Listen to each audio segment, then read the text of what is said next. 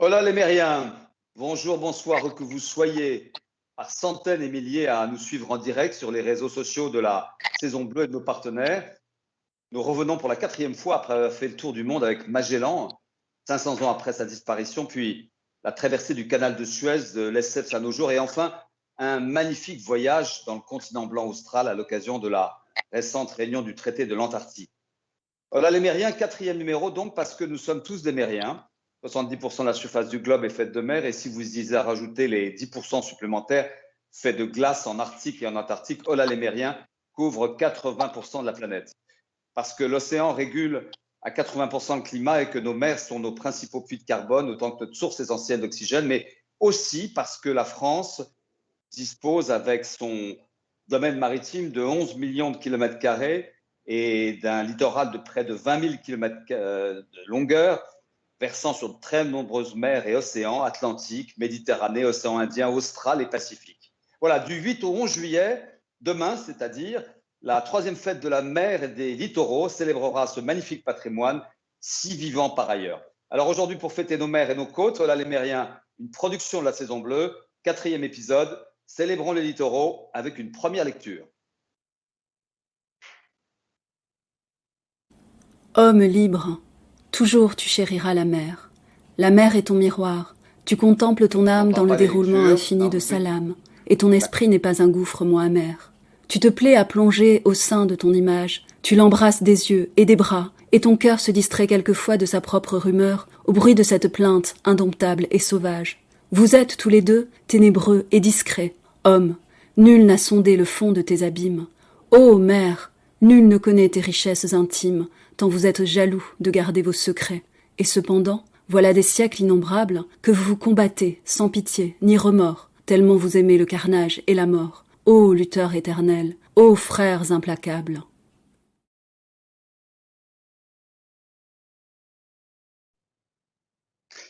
Voilà, c'est l'heure de présenter nos invités. Merci d'être là tous les trois. Je ne sais pas si vous vous connaissez tous, mais un peu quand même. Il y a un personnage que tout le monde connaît, c'est François Ollier. François Ollier, c'est le patron, c'est le grand patron de la mer, c'est le président de l'Ifremer. Bonjour François. Bonjour. Alors Bonjour Olivier. vous êtes d'habitude soit en mer, enfin beaucoup à Brest aussi, où sont le siège, où est le siège de l'Ifremer, même si l'Ifremer est partout sur le littoral français, non? L'Ifremer est présent effectivement de Boulogne-sur-Mer à Bastia, dans l'Hexagone, et puis en Nouvelle-Calédonie, en Polynésie française, à La Réunion, en Martinique, en Guyane française et à Saint-Pierre-et-Miquelon. Alors peut-être pour... Je vous en prie. Et puis, grâce à la flotte océanographique française, on arrive à se projeter effectivement sur l'ensemble des océans, plus que sur le littoral en l'occurrence. Et là, vous êtes en chemin vers Nantes. Merci d'être là. Je voudrais saluer Sophie Panonacle, qui est la raison de cette émission d'ailleurs, parce que vous êtes députée de la 8e circonscription de Gironde, c'est très important, mais vous êtes aussi et surtout la présidente du bureau du Conseil national de la mer et des littoraux. Et puis, vous avez inventé un jour, il y a 3 ans, la fête de la mer et des littoraux, Sophie Panonacle. Oui, merci Monsieur l'ambassadeur, cher Olivier, de m'avoir invité à cette émission. Je suis ravie également de rencontrer vos deux autres invités. Je connais effectivement François, je ne connais pas le second invité. Je me ferai un plaisir de découvrir tout à l'heure. Donc merci, je suis ravie que vous mettiez à l'honneur effectivement dans votre émission Hola les Mériens, la fête de la mer et des littoraux, comme vous le dites, que j'ai initiée il y a 3 ans. On m'a dit un peu inconsciente, parfois certains même insolentes. Et puis finalement, nous nous retrouvons encore cette année sur l'ensemble de nos littoraux, de l'Hexagone et des territoires ultramarins pour fêter cette mer et ses littoraux. Vous êtes à Bordeaux en ce moment ou à Paris Alors non, je suis ailleurs, en ce moment, je suis sur ma circonscription et nous étions cet après-midi sur le bassin d'Arcachon pour tourner une autre émission avec de jeunes entrepreneurs du bassin, toujours autour de la mer et des littoraux. Alors, notre troisième invité est le plus aventurier de tous, je dirais, même s'il a commencé sérieusement, d'ailleurs, avec une maîtrise de philo et un diplôme de Sciences Po. Mais Fabrice Amédéo, bonjour. Bonjour Olivier, bonjour à tous. C'est plaisir de voir que vous êtes sur votre lieu de travail. C'est quoi votre lieu de travail? Exactement, je suis sur un petit voilier que j'ai pris il y a 8 jours à Dunkerque. Je suis parti de Dunkerque pour un Tour de France microplastique en partenariat avec l'Ifremer. Donc, petit clin d'œil à François Ollier qui est avec nous aujourd'hui. Et donc, ce Tour de France microplastique, je l'ai terminé ce matin en arrivant à Hendaye. Alors, c'est le premier tronçon, puisque là, j'ai fait la Manche et l'Atlantique. Et j'irai en Méditerranée en août pour continuer à faire des mesures le long des côtes, à 1,5 mille des côtes françaises. L'occasion de les redécouvrir et aussi surtout de mesurer la pollution microplastique le long de notre littoral. Et donc, vous êtes arrivé à Hendaye ce matin? Exactement, je suis arrivé à Hendaye ce matin au lever du jour sous un magnifique soleil. C'était absolument magnifique. Je suis venu ici la dernière fois j'étais en croisière en famille il y a 30 ans, donc j'étais un enfant. Et donc voilà, c'était un émerveillement d'arriver ce matin, de voir les montagnes et le lever de soleil sur Hendaye. Enfin, vous êtes un peu resté un enfant parce que vous avez préféré quitter le journalisme, vous excelliez au Figaro pour vous donner complètement à la course au large, et on parlera un petit peu de vos parcours et en tout cas de votre regard, vous le marin, sur ce littoral français. Alors Sophie, d'abord, le littoral français, c'est important, c'est grand par rapport à d'autres littoraux. Qu'est-ce que ça représente en termes de femmes et d'hommes, d'activités, de métiers et pourquoi faire une fête de la mer et des littoraux? C'est la même chose a priori. Alors non, justement, le littoral, c'est en fait le lien terre-mer et il est extrêmement important de le considérer aujourd'hui comme un élément à part et à la fois intégré à nos océans. Alors l'idée de départ de cette fête, c'était de célébrer la fête des littoraux, mais avec une double approche. À la fois une approche festive et ludique, comme par exemple la fête de la musique, mais également avec une approche pédagogique et éducative, comme les journées du patrimoine. Donc voilà, on a lancé cette idée parce que je pense qu'il était important d'essayer de fédérer effectivement l'ensemble des Françaises et des Français autour de ce sujet. Nous sommes, comment dire, d'un décrottable terrien et je crois que la sensibilisation à la mer et aux littoraux dans notre pays est importante. Alors, c'est parti de quoi? C'est parti tout d'abord de mon implication à l'Assemblée nationale sur ces sujets. Et un accueil que j'ai pu recevoir extrêmement chaleureux de l'ensemble des mériens, me disant si vous pouviez continuer à nous accompagner jusqu'à la fin, en tout cas de votre mandat, eh bien, écoutez, on serait ravis. Donc, pourquoi pas? Et à ce titre-là, j'ai essayé de convaincre mes autres collègues députés de m'accompagner. Nous avons mis en place la team maritime et de fil en aiguille, nous nous sommes dit comment, de manière moins sérieuse finalement, arriver à parler de la mer et des littoraux et en faire un événement national. Eh bien, en créant cette fête. Et ce qui est finalement intéressant à retenir, c'est que j'ai appelé de mes voeux un rassemblement autour de cet événement et ça a très bien fonctionné puisque nous avons aujourd'hui 4 ministères qui nous suivent: la mer, la biodiversité, l'éducation et les sports et les outre-mer. Nous avons également l'ensemble des associations d'élus, donc les communes, les départements et les régions. Nous avons le secrétariat général de la mer, le cluster, la marine nationale. Donc, ça veut dire que tout le monde s'est dit, eh bien oui, on part ensemble et on fait en sorte d'envoyer le même message par rapport à cette donc protection des océans et, Olivier, comme vous le disiez également, découverte de notre économie maritime. Je crois que les deux sont extrêmement liés aujourd'hui.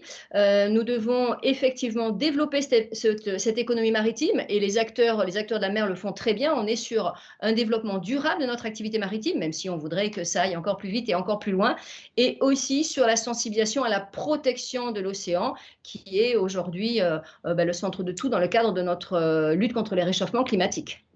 Alors, je vais me faire un petit peu l'avocat du diable. Est-ce que vous ne pensez pas qu'il y a trop de gens qui habitent au bord du littoral? Les chiffres varient selon les estimations, mais on dit souvent que 75% des êtres humains vivent à moins de 75 km d'une côte. Est-ce que ce n'est pas une folie de se rapprocher ainsi des côtes en impactant la mer et en se laissant impacter aussi en retour par la mer qui sait prendre sa revanche de temps en temps? Vous avez raison, Olivier, c'est effectivement une problématique complexe à travailler. Au sein de l'Assemblée nationale, là encore, on travaille sur ce qu'on appelle l'érosion du trait de côte, qui pose un vrai problème. Effectivement, alors sur des espaces naturels, eh bien, la nature mène, on va dire, son travail et puis il ne se passe rien si ce n'est que l'on recule. Sur des espaces effectivement plus urbanisés, nous sommes confrontés à le problème de la relocalisation des habitations et effectivement, c'est relativement effectivement complexe à résoudre.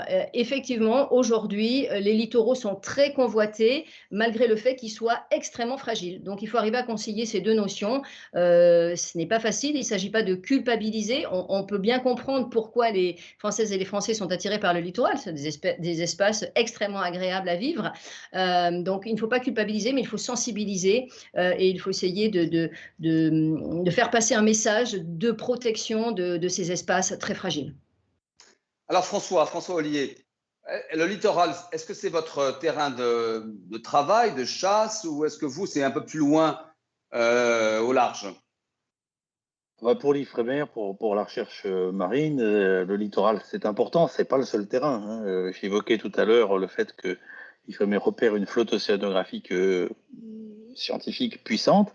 Donc évidemment, on a beaucoup de travaux qui se mènent au large, depuis la surface jusqu'au grand fond, mais on a aussi beaucoup de travaux qui concernent alors soit la zone côtière en mer, soit y compris un peu la partie littorale, notamment sous l'angle des recherches, des travaux qu'on mène en matière de qualité des eaux marines, qualité des eaux lagunaires, et puis production conchilicole, qui est une activité typiquement littorale. Voilà, donc oui, le littoral est important pour nous en termes de recherche. En revanche, nous ne sommes pas présents sur l'activité terrestre purement, à proprement parler, puisque là, il y a d'autres organismes de recherche qui sont, eux, présents dans ce domaine-là. Mais qu'est-ce qu'on appelle le littoral d'ailleurs? Est-ce que ça correspond au domaine exclusif économique? Est-ce que ça a une définition en termes d'espace, de volume, ou est-ce que c'est un peu générique? Alors, je pense que cette définition, alors je n'en connais pas la définition précise, mais pour moi, c'est simplement le littoral, ce serait la partie terrestre, continentale, qui est effectivement en bordure de mer, avec une profondeur plus ou moins grande. Il y a typiquement la notion d'un territoire derrière, avec territoire soit urbain, soit rural, avec des composantes de milieux naturels. Nous, ce à quoi on s'attache beaucoup à l'Ifremer, c'est regarder ce qu'évoquait tout à l'heure la députée Sophie Panana, que c'est le continuum entre la terre et la mer. Puisqu'il y a énormément des propriétés de la mer en termes de qualité des eaux, d'efflorescence algale, en termes de contamination éventuelle et de pollution, qui dépendent de l'activité qui est menée à terre. Et donc, c'est cette question du continuum entre la terre et la mer qui est une question vraiment importante pour nous. Alors, à la fois sur la partie des eaux côtières, aussi sur les lagunes. Je suis aujourd'hui en Méditerranée, pas très loin de l'étang de Thau. Bon, ben voilà, l'étang de Thau, typiquement, communique avec la mer, sujet d'intérêt très important pour nous. Il y a aussi toute la question des estuaires, hein, puisque le vecteur des pollutions ou de l'alimentation de la mer par toute une série de contamination, ben c'est beaucoup par les rivières et par les fleuves. Donc voilà les objets qui nous intéressent, la bande côtière, les lagunes, les étangs, et puis effectivement ces sites estuariens. Merci. Alors, Fabrice Amedeo, vous, a priori, les marins, le littoral, ce qui les intéresse, c'est de voir le rivage, pouvoir se repérer, d'avoir des amers. Pourquoi vous vous intéressez à la situation du littoral français, alors que vous êtes un spécialiste des tours du monde? Pourquoi ce retour sur notre patrimoine côtier? On ne vous entend pas bien, on ne vous entend pas du tout d'ailleurs. Peut-être qu'il faut brancher le son. Excusez-moi, il y a eu un avion qui est passé tout à l'heure, donc j'ai éteint le son et voilà, j'étais plus là, mais là je suis de nouveau parmi vous. En effet, donc moi je suis un coureur au large, j'ai fait 2 Vendée Globe, j'en ai terminé un, j'ai traversé 17 fois l'Atlantique en course, et c'est vrai que du coup la relation du coureur au large au littoral, elle est relativement éphémère, puisque quand on prend un départ de course, on longe la côte quelques heures et ensuite on part pour traverser les espaces océaniques. Moi, ce qui m'a donné envie de me tourner à nouveau vers le littoral, c'est plusieurs choses. Donc déjà, moi, je fais de la voile depuis que je suis enfant et j'ai commencé en faisant de la croisière en famille. Je suis pas issu Vous n'êtes pas né au bord de la mer pour autant d'ailleurs. Je suis pas né au bord de la mer, je suis né dans le Maine-et-Loire et j'ai découvert, moi, ma vocation de coureur, c'est d'abord une vocation d'amoureux de l'océan qui a eu un parcours classique de journaliste et qui un jour a voulu vivre de sa passion. Et donc déjà, je suis très attaché à mon littoral pour cette raison. Et ensuite, dans le cadre de mon projet Vendée Globe, donc là, je prépare un Vendée Globe 2024, j'ai embarqué sur mon bateau 2 capteurs, un qui fait des mesures de CO2, salinité, température. Pour être rapide, ça permet à la communauté scientifique, dont l'Ifremer, qui est partenaire du projet. On vous entend moins bien là. la ligne semble un peu brouillée. Il doit y avoir un avion de chasse qui passe au-dessus de vous. On va vous reprendre dans quelques instants. Je ne sais pas si on en… Oui. Je crois, en attendant peut-être que Fabrice Amédéo revienne, dire juste qu'effectivement, il y a 2 capteurs qui embarquent. Un qui est sur la température, la salinité, donc qui va renseigner sur l'état de l'océan dans différents endroits. Puis l'autre capteur, dont je pense que Fabrice Amédéo allait parler, ce sont des filtres qui permettent de capter les microplastiques dans l'océan. Et donc, qui a été développé avec des collègues. Du réchauffement climatique et… Voilà, je laisse terminer. Fabrice, je crois qu'on l'entend difficilement. On va refaire la connexion, mais on vous écoute, François. Je suis là. Vous êtes là? On vous entend assez mal, en fait. Voilà, donc c'est bon maintenant. Voilà, on voit le bleu de la mer en plus. D'Hendaye. Du coup, je suis sorti de… Le son sera peut-être moins bon, mais au moins, je pense qu'il y aura un meilleur réseau. Il y a un meilleur réseau, il y a surtout une meilleure vue. Vous êtes dans le port d'Hendaye, là? Oui, exactement. Je suis dans le port d'Hendaye. Il fait un temps magnifique. Regardez, voilà. Et je pense que c'est la cabine du bateau qui perturbait un peu le réseau. Donc, je disais que j'ai 2 capteurs à bord. Un premier qui fait des mesures de CO2, salinité, température, qui permet aux scientifiques qui suivent le projet d'avoir des datas importantes pour mieux comprendre les conséquences du réchauffement climatique et de l'augmentation du CO2 dans l'atmosphère sur nos océans. Et un deuxième capteur, un capteur de microplastique, qui permet de mesurer la pollution au microplastique des océans. Et donc, ça fait 2 ans qu'en partenariat avec l'Ifremer notamment, dans le cadre de mes courses au large, j'ai une ambition sportive, mais aussi une ambition de naviguer au service de la science et de ramener des datas pour les scientifiques. Et j'ai eu envie, et ça a intéressé les scientifiques qui suivent le projet, de me rapprocher du littoral pour qu'on puisse faire une comparaison précise entre les datas récoltées au large et les niveaux de pollution et l'état de l'océan le long de nos côtes. François Ollier, juste avant, parlait du continuum terre-mer. Moi, je suis très intéressé par ces questions. Il parlait aussi du rôle des estuaires. Donc, dans le cadre de mon Tour de France microplastique, j'ai longé la côte entre Dunkerque et Hendaye avec mon capteur microplastique. J'ai fait des changements de filtre très réguliers pour vraiment mesurer au plus près de nos côtes le niveau de pollution microplastique. En plus, on sort du Covid, on sort du confinement, donc les gens, je pense, vont se ruer vers les littoraux cet été. Les voyages à l'international ne seront pas encore forcément très simples. Donc, je pense que c'est un moment important dans l'histoire dans notre histoire collective de parler des océans et de parler de leur fragilité, de parler de nos littoraux. Et donc, dans le cadre de ce Tour de France microplastique, je me suis aussi arrêté dans les estuaires, 3 heures à chaque fois, pour faire des mesures, pour qu'on puisse vraiment avoir toute une série de données sur le niveau de pollution au microplastique le long de notre littoral français. Mais alors, dites-moi, on va faire une petite pause avec une deuxième lecture, mais Dunkerque, Hendaye, c'est 8 jours. Vous êtes allé vite, pas vite? Je pensais que c'était beaucoup plus long, moi, en fait, mais vous avez eu un bon vent, vous avez bien navigué? J'ai pris un petit bateau pour faire ça, parce que mon IMOCA est en ce moment, et en plus, de toute façon, ça n'aurait pas été raisonnable d'être si près des côtes si longtemps avec un IMOCA qui est un bateau rapide. Donc, c'était un petit bateau, pas forcément très rapide, mais j'ai essayé de le mener au mieux sans trop m'arrêter. Donc, je dirais que 8 jours, c'est un temps relativement honorable. Voilà. En tout cas, c'était une très belle navigation qui m'a fait redécouvrir nos littoraux. J'étais jamais allé beaucoup plus loin que Le Havre. Et donc là, j'ai pu aller jusqu'à Dunkerque et faire ensuite Dunkerque jusqu'à Hendaye. Et voilà, c'était magnifique. Il a fait très gris et un temps très maussade en Bretagne Nord et en Normandie. Et puis, beau temps en Bretagne. Je ne vous crois pas, c'est impossible qu'en Bretagne il ne fasse pas beau, mais Bretagne Sud très beau, Bretagne Nord bon, un peu moins. Très bien. Et donc votre périple, vous avez longé de près le littoral français, vous voyez en permanence le rivage?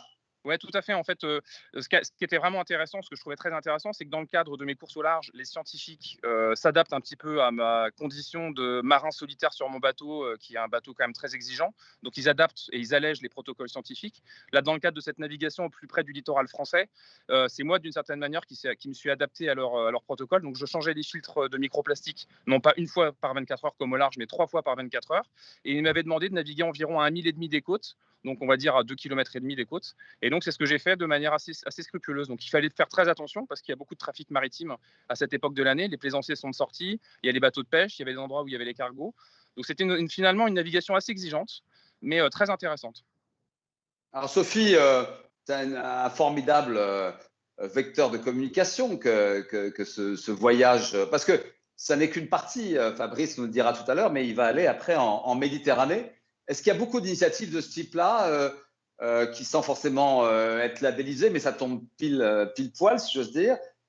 qui manifeste cette curiosité aujourd'hui de toutes les corporations vis-à-vis du littoral. C'est effectivement une belle initiative. Fabrice, êtes-vous passé par le bassin d'Arcachon? Alors, je suis passé juste devant hier, il faisait très beau, il y avait une très jolie lumière, mais je ne me suis pas rentré dedans. Ça ne faisait pas partie du protocole qui m'avait été demandé. Bon, dommage, la prochaine fois, vous êtes le bienvenu en tout cas. Avec grand plaisir. Oui, Olivier, il y a énormément d'initiatives de la sorte qui vous sont proposées donc pendant ces 4 jours de la fête de la mer et des littoraux. Alors des découvertes, là aussi, où il y a des conférences, bien évidemment. Il y a sur place des visites de sites pour faire découvrir la biodiversité, pour faire découvrir, je le redis, la fragilité de ces littoraux. Vraiment de la pédagogie de manière très ludique. Il y a également une relation intéressante avec des fédérations nationales sportives qui ont voulu jouer le jeu, la plongée sous-marine. Par exemple, vous en citez une sur le bassin d'Arcachon, ce sont des plongeurs qui vont effectivement ramener tout ce qu'ils vont pouvoir trouver au fond de l'eau. Et je peux vous assurer que quand ils remontent, les trésors ne sont pas du tout ceux que l'on peut imaginer. Nous avons plus. Ce n'est pas des bouteilles de Bordeaux millésimées. Ah, pas du tout, pas du tout. Donc ça aussi, ça permet de faire prendre conscience aux Françaises et aux Français de ce qu'il ne faut plus faire. Comme le disait Fabrice, il y a les micro-polluants, les micro-déchets, puis on a aussi tous ces macro-déchets qui salissent le fond de nos océans sur le bassin et pas que en Méditerranée et partout aujourd'hui. En Méditerranée, nous trouvons énormément de bateaux coulés. Donc, bon, voilà, dire stop, c'est stop. On ne peut pas faire n'importe quoi en mer, on ne peut plus faire n'importe quoi. Donc, c'est le message vraiment à faire passer pendant ces 4 jours. Donc, l'initiative de Fabrice rentre tout à fait dans ce contexte pédagogique de la fête de la mer et des littoraux et je serais ravie de pouvoir m'en faire le relais. Alors, on va se retrouver dans quelques instants, une petite minute après une deuxième lecture de La Voix des Mériens par notre actrice Myriam Bensassi. Alors, Lazare descendit la côte, et Pauline le suivit, malgré le temps affreux. Quand ils débouchèrent au bas de la falaise, ils restèrent saisis du spectacle qui les attendait. La marée, une des grandes marées de septembre, montait avec un fracas épouvantable. Elle n'était pourtant pas annoncée comme devant être dangereuse, mais la bourrasque qui soufflait du nord depuis la veille la gonflait si démesurément que des montagnes d'eau s'élevaient de l'horizon, et roulaient et s'écroulaient sur les roches. Au loin, la mer était noire, sous l'ombre des nuages, galopant dans le ciel livide. « Remonte !» dit le jeune homme à sa cousine. « Moi je vais donner un coup d'œil, et je reviens tout de suite. » Elle ne répondit pas. Elle continua de le suivre jusqu'à la plage. Là, les épis et une grande estacade, qu'on avait construite dernièrement, soutenaient un effroyable assaut. Les vagues, de plus en plus grosses, tapaient comme des béliers, l'une après l'autre. Et l'armée en était innombrable, toujours des masses nouvelles se ruaient. De grands dos verdâtres, aux crinières d'écume, moutonnaient à l'infini, se rapprochaient sous une poussée géante. Puis, dans la rage du choc, ces monstres volaient eux-mêmes en poussière d'eau, tombés en une bouillie blanche, que le flot paraissait boire et remporter. Sous chacun de ces écroulements, les charpentes des épis craquaient. Un, déjà, avait eu ses jambes de force cassées, et la longue poutre centrale, retenue par un bout, branlait désespérément, ainsi qu'un tronc mort dont la mitraille aurait coupé les membres. 2 autres résistaient mieux, mais on les sentait trembler dans leur scellement, se fatiguer et comme s'amincir, au milieu de l'étreinte mouvante qui semblait vouloir les user pour les rompre. « Je disais bien !» répétait Prouane, très ivre, adossé à la coque trouée d'une vieille barque. « Fallait voir ça quand le vent soufflerait d'en haut. Elle s'en moque un peu de ses allumettes. Ah, ce jeune homme !» Des ricanements accueillaient ces paroles. Tout Bonneville était là, les hommes, les femmes, les enfants, très amusés par les claques énormes que recevaient les épis. La mer pouvait écraser leur masure. Ils l'aimaient d'une admiration peureuse. Ils en auraient pris pour eux l'affront si le premier monsieur François, venu l'avait donc... On va passer une petite vidéo d'ailleurs qui montre les stations du littoral. Comment travaillent vos chercheurs sur le littoral français? D'abord, quand on parle du littoral français, c'est un peu l'Hexagone, mais c'est beaucoup aussi, j'imagine, le Pacifique, la Nouvelle-Calédonie, les Antilles peut-être? On travaille sur une diversité de sujets qui est adaptée aussi, alors à la fois à la diversité des compétences des équipes qui sont sur place, puis à la diversité des questions qui se posent. Dans l'Hexagone, on a énormément de questions qui tournent autour de la surveillance de la qualité des eaux littorales. Donc qualité des chimiques, eutrophisation, c'est-à-dire l'accumulation de nitrates, qualité biologique. Donc voilà, on regarde l'ensemble de ces sujets-là. Et d'ailleurs, ce qu'on peut dire assez simplement, puisqu'on avait fait une conférence de presse l'an dernier à Nantes sur ce sujet, c'est que même s'il reste des endroits délicats, des points de vigilance, globalement, la qualité des eaux littorales françaises, hexagonales, devrais-je dire, s'est plutôt améliorée dans les 20 à 30 dernières années. Donc, on opère toute une série de réseaux de surveillance sur cette zone littorale. Puis alors après, ce qu'on fait dans les Outre-mer dépend un petit peu des circonstances particulières dans lesquelles on peut être amené à travailler.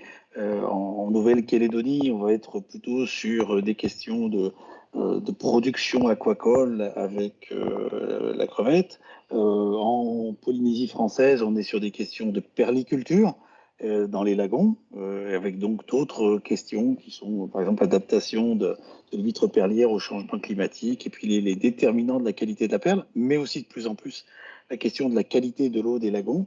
Vous voyez, donc j'ai pris ces deux exemples-là, mais qui renvoient à des sujets différents, parce que voilà, les questions qui se posent dans ces territoires ultramarins varient selon les contextes particuliers.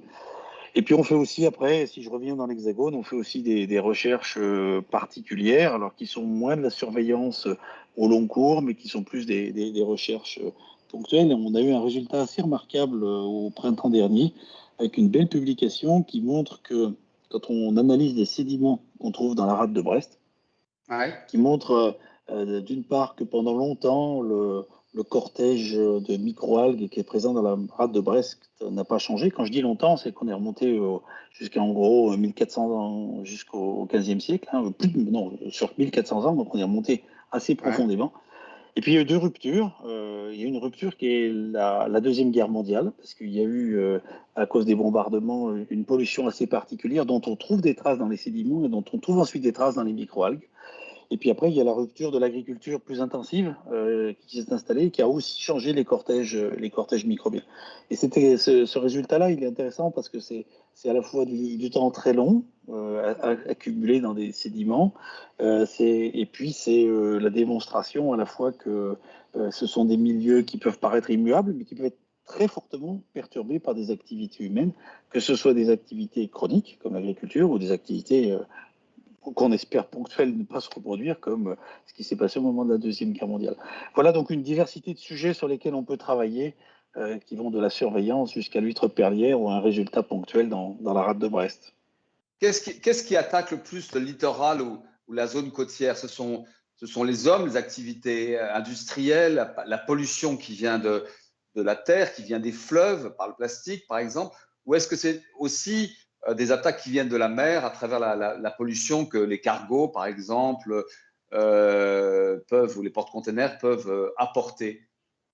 Alors, je ne saurais pas vous faire la part des pollutions relatives, mais quand on regarde par exemple les déchets marins, ce qu'on appelle déchets marins, plus de 80% viennent de la terre.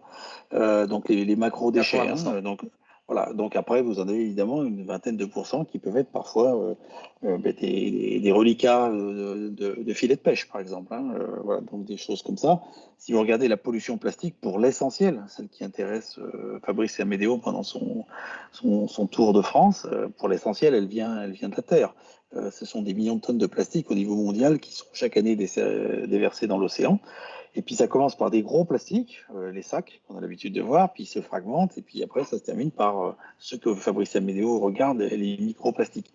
Donc voilà les principales sources de contamination. Alors après, de temps en temps, il y a des événements particuliers, comme celui qu'on a connu récemment au large de la Corse, où d'une certaine manière la pollution est en mer et elle est susceptible de venir à terre et venir sur le continent. Merci François. On va peut-être passer une petite vidéo qui présente la mission de Fabrice Amédéo sur les côtes littorales. Si la vidéo passe néanmoins, si vous pouvez la lancer, voilà.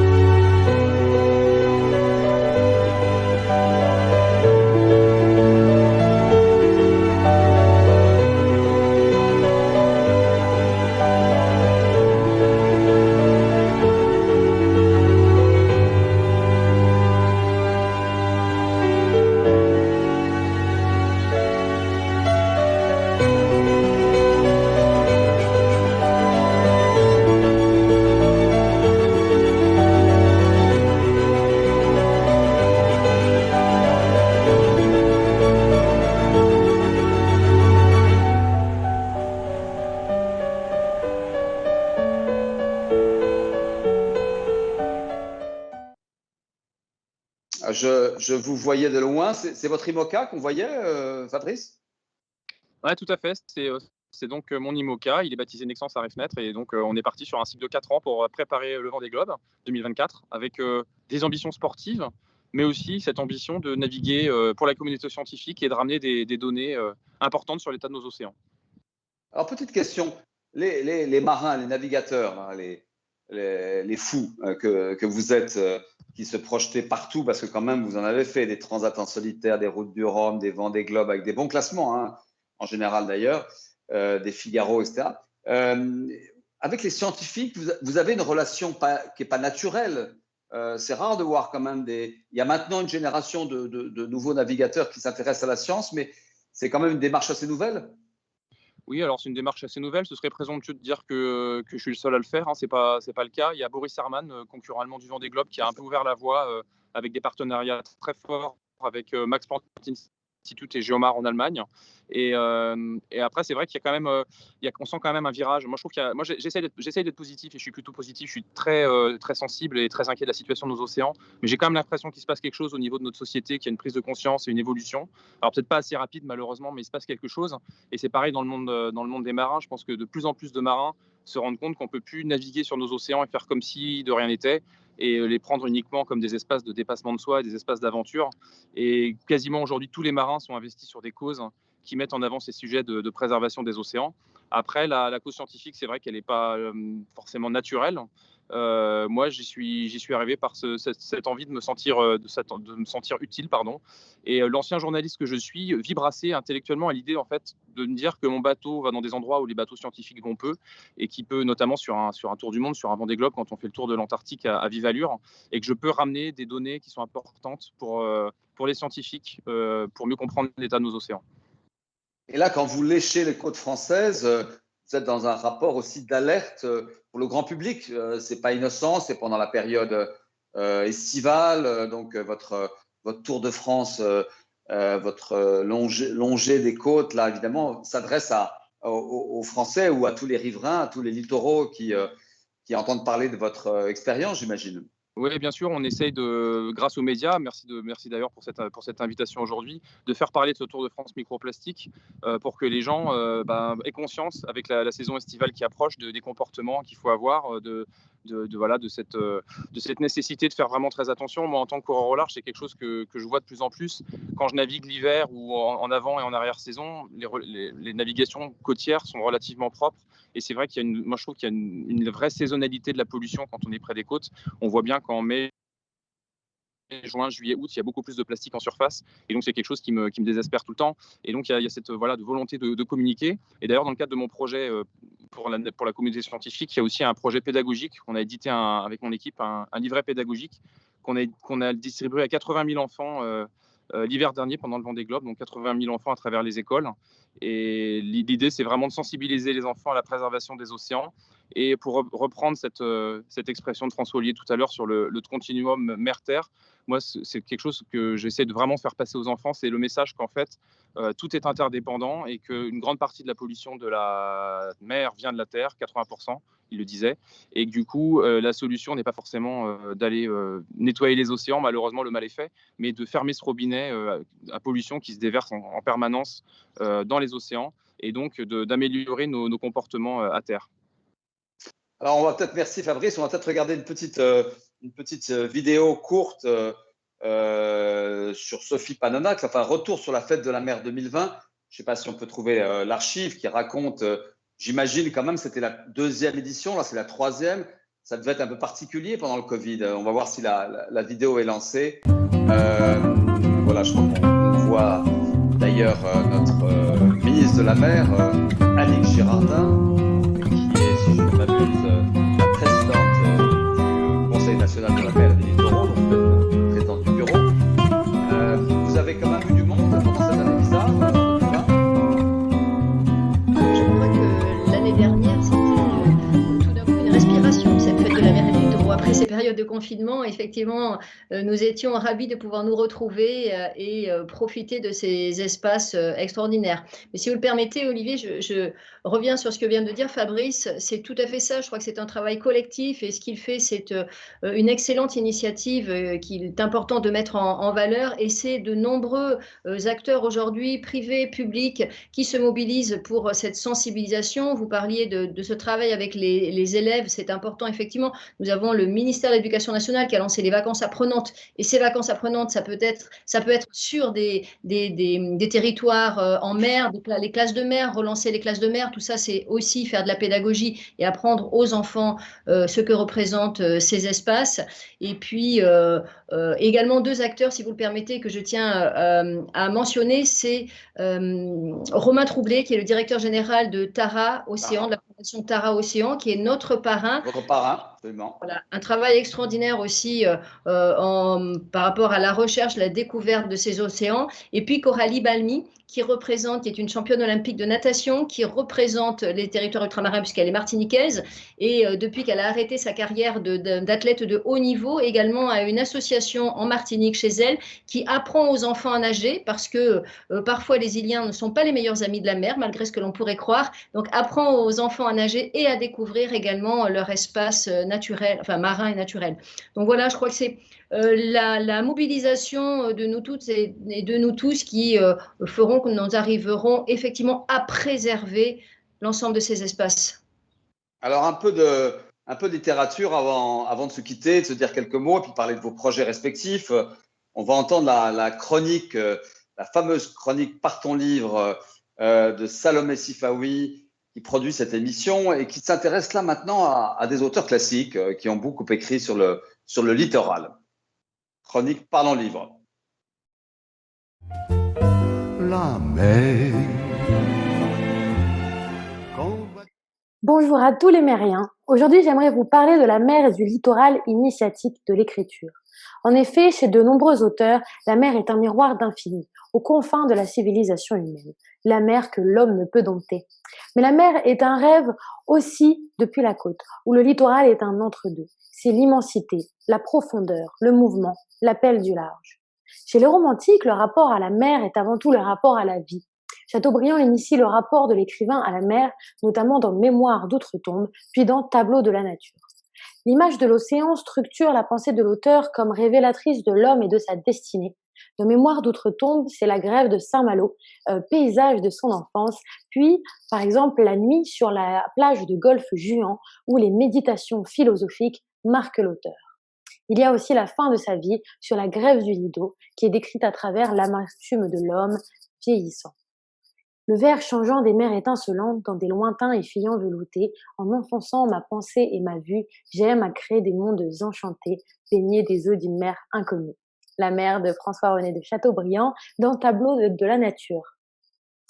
Mais également, au XXe siècle, il y a plusieurs thèmes récurrents chez les auteurs. Par exemple, celle de la figure du marin accroché à la terre, notamment chez Pagnol, où la mer est un personnage à part entière, conductrice de l'histoire même, et qui est force du destin, arrachant les hommes à leur vie terrestre. Également, la figure de la mer déstabilisatrice et fascinante mêle l'inconnu au familier. Chez Camus, la mer symbolise l'esthétique de la beauté et de la mort, vibrant cosmos dans l'étranger, marquant la distanciation physique de l'homme envers la société quand celui-ci se trouve sur la côte, qui est une terre sans appartenance. La mer, qui suce les premiers rochers avec un bruit de baiser, disait Camus, révèle l'infini, étant un espace à la fois connu et inconnu, plein et vide. De même, la mer est le rassemblement de toutes les côtes, espace commun aux hommes de chaque rive. Et pour citer dans le premier homme, toujours d'Albert Camus, il y a une mer Méditerranée, un bassin qui relie une dizaine de pays. Des hommes qui hurlent dans les cafés chantant d'Espagne, ceux qui errent sur le port de Gênes, sur les quais de Marseille, la race curieuse et forte qui vit sur nos côtes sont sortis de la même famille. Ainsi donc, le littoral est l'espace de l'ailleurs dans la littérature qui attire l'homme hors des limites étriquées de l'espace terrestre. Merci à tous les mériens. La mer. Qu'on va donc. Merci Salomé Sifawi de ces bonnes lectures pour l'été. Fabrice, vous nous donnez vraiment envie d'être sur mer. D'abord, vous avez bonne mine. Enfin, vous avez la bouille du marin qui s'est pas rasé depuis quelques jours. Mais on peut faire un petit tour sur votre bateau en images et voir peut-être les capteurs. C'est possible? Allez, je vais essayer de faire ça. Je suis pas un roi de la technique, mais je vais essayer d'inverser la caméra, si ça marche. Ah, ça marche. Donc, comme vous voyez, c'est un petit bateau de 32 pieds. Alors, je suis désolé, je n'avais pas prévu cette visite, donc c'est pas très bien rangé. Ah oui, je note. Hein. On rentre dans la cabine. Et donc, en fait, le bateau n'était pas fait pour ça, mais on a réussi avec mon équipe qui a beaucoup travaillé sur le projet à adapter ce bateau pour en faire une sorte de bateau scientifique. Donc là, ils ont été déconnectés parce que je vais les débarquer. Mais nous avons ici, donc à bâbord, le capteur CO2 salinité température qui était connecté au circuit d'eau du bateau, donc avec une entrée d'eau et une sortie d'eau, et le capteur de microplastique qui est ici. Et donc là, j'ai un filtre par exemple. Donc c'est des filtres comme ça. À chaque fois dans le capteur, il y a 3 filtres, un filtre de 50, un filtre de 100 et un filtre de 300 microns. Et pour les estuaires, j'avais remplacé le filtre de 50 par des filtres de 10 microns pour avoir des données très précises. Et sinon, c'est un bateau relativement classique avec une petite cabine avant, un coin cuisine, une cabine arrière et voilà la table à cartes, le bureau du skipper. Et c'est confortable à vivre ou pas? Très sincèrement, un IMOCA, c'est tellement inconfortable que j'ai trouvé que c'était assez grand luxe. Bien que le bateau soit pas très grand, c'était assez luxe. J'étais tout seul. Ça m'a fait beaucoup de bien de décélérer le long des côtes françaises, de les contempler à faible allure et de prendre le temps de regarder des choses que j'ai pas forcément le temps de voir d'habitude en course. Il est beau notre littoral, non? Il est beau notre littoral. Il est vraiment magnifique et il est varié et ça donne vraiment envie de continuer à le parcourir et de le protéger. Bon, alors l'Ifremer a été présent sur ce tour de France. Après, vous allez aller en Méditerranée, je crois, fin août, non, c'est ça? Oui, tout à fait. Donc moi, j'ai plusieurs projets. Donc le premier, c'est en effet boucler ce Tour de France microplastique avec une campagne de mesure en Méditerranée entre la frontière franco-espagnole et la frontière franco-italienne. Ce sera fin août. Et ensuite, au mois de début novembre, j'ai la Transat Jacques Vabre, cette fois-ci sur mon IMOCA. Donc les capteurs qui sont sur ce petit bateau sont remis sur l'IMOCA. Ah oui. Cette ambition de faire une belle transat entre la France. Alors normalement, la Jacques Vabre, c'est entre la France et le Brésil. Là, à cause du Covid, on va passer devant le Brésil avant d'aller en Martinique. Et donc, il y aura l'ambition de faire un beau résultat sportif et de ramener aussi des données intéressantes pour les scientifiques, avec notamment sur le parcours de cette course, on va traverser le Gyre Atlantique Nord, donc la zone de concentration de microplastique. Et donc, c'est un parcours qui intéresse énormément nos amis scientifiques. Et le Vendée Globe, c'est pour 2024? Ah oui, on a un petit peu le temps. Donc, l'année prochaine, il y a la Route du Rhum en 2022. Ouais. En 2023, de nouveau la Transat Jacques Vabre. Et en effet, 2024, le Vendée Globe, avec l'ambition, après avoir fait le Tour de France microplastique, de faire un tour du monde microplastique et aussi au service des autres data pour lesquels le bateau peut participer. Et aussi l'ambition de faire une belle course. Merci beaucoup, Fabrice Amedeo, et bravo encore Merci beaucoup de nous alerter sur le littoral. François, vous qui êtes un biologiste distingué, comment vous regardez ces aventures des navigateurs qui tout d'un coup sont au service de la science? C'est pas tout à fait nouveau, mais c'est une génération intéressante, non? C'est intéressant. Moi, j'ai l'habitude de dire que ce qu'il faudrait, c'est que nous ayons des sciences océaniques qui soient belles, utiles et partagées.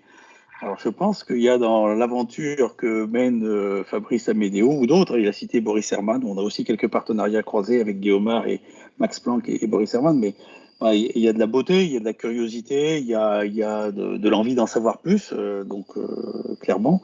Il y a de l'utilité aussi, puisqu'on va acquérir des données que nous n'aurions pas, ou que nous n'aurions pas avec la même densité. Et donc des points nouveaux, les datas qu'il évoquait tout à l'heure. Puis c'est partagé parce que finalement, je pense que Fabrice Amedeo ou les autres coureurs au large, ou tout à l'heure, quand Sophie Panonac parlait de la mobilisation des enfants, tout ce qui peut permettre de faire partager la connaissance avec des tiers, c'est important. Et je pense que les coureurs au large vous êtes, Fabrice, de merveilleux vecteurs. Vous êtes des sortes de héros. Et je pense que ça permet aussi de diffuser l'information et puis de faire prendre conscience aux uns et aux autres. Donc, moi, je trouve c'est une belle incarnation de ce slogan que j'utilise souvent, des sciences océaniques belles, utiles et partagées. Écoutez, partagé, en plus, c'est porté par les politiques. Vous êtes une députée quand même très engagée. C'est Arcachon qui vous donne l'énergie de vous battre pour le littoral, Sophie Panonacle? Oh, ce n'est pas que Arcachon, voilà, c'est tout, vraiment tout notre littoral, comme disaient Fabrice et François. Je crois qu'on a un magnifique littoral dans notre pays. Il faut en prendre soin. Et donc, moi, je vous invite du 8 au 11 juillet. C'est plus de 450 événements sur l'ensemble du territoire. Donc, vraiment une belle mobilisation des acteurs, associations, des communes, vraiment de nombreux acteurs, des sportifs. Voilà, toutes ces personnes vont vous faire partager leur expérience, vont vous apprendre énormément, vous allez découvrir énormément de choses qui se passent, sur la protection effectivement de ce littoral, sur cette biodiversité qui est riche et que l'on a besoin de préserver. Donc, n'hésitez pas et allez découvrir près de chez vous les événements qui s'y déroulent donc, sur le site fête de la mer et des littoraux.fr.